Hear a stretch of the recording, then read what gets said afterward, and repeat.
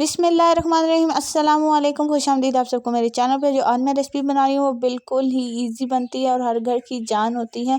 और इसके लिए आपको चाहिए पिसे हुए प्याज, नहीं है तो नॉर्मल प्याज ले लें। यहाँ पे हल्दी पड़ी है, सुर्ख मिर्चें हैं, दरड़ा मिर्चें हैं, सूखा धनिया है, ज़ीरा है, कलौंजी और नमक है। मैंने जो हरी इसका मसाला बना लिया था जिसमें सारे बनाते हैं। इसके अंदर अदरक लहसुन डाल के भूना, फिर मैंने टमाटर से हुए डाल दिए ये सारा, और साथ नींबू का पेस्ट डाल दिया। और अब मैं इसके अंदर डाल दूँगी इसकी जान जो कि टमाटर, और इसके अंदर हरी मिर्चें वाला पेस्ट। इंशाल्लाह उसकी भी रेसिपी बहुत जल्द शेयर करूँगी।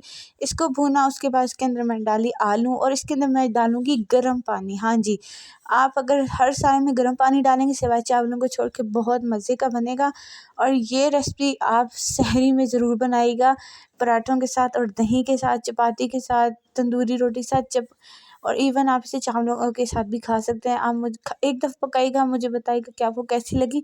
और आपके घर में अगर थोड़ी बहुत भी स्पेस होती है तो हरी मिर्ची, हरा धनिया, लहसुन आप ज़रूर अपने घर में लगाएं, क्योंकि बहुत ज़बरदस्त लगता है। ये सारी हरी मिर्चें मैंने घर से ही तोड़ी थी और मैंने घर से ही तोड़ के साने में डाल दी। और अब मैं इसमें गर्म पानी डाल दूँगी और साथ ही बहुत सारा हरा धनिया डाल दूँगी। और ये रेसिपी आप ज़रूर ट्राई करिएगा, मुझे बताइएगा कि आपको कैसी लगी।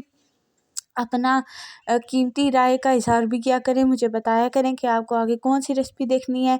फिर इंशाल्लाह मैं इस तरह और भी रेसिपी बनाती रहूँगी, क्योंकि रमज़ान आ रहा है और रमज़ान में झटपट रेसिपी हो तो क्या ही बात है। और अपना ख्याल रखिएगा, मुझे दुआ में याद रखिएगा, लाइक से सब्सक्राइब करें। फिर मैं चलिए, खुदा हाफिज़।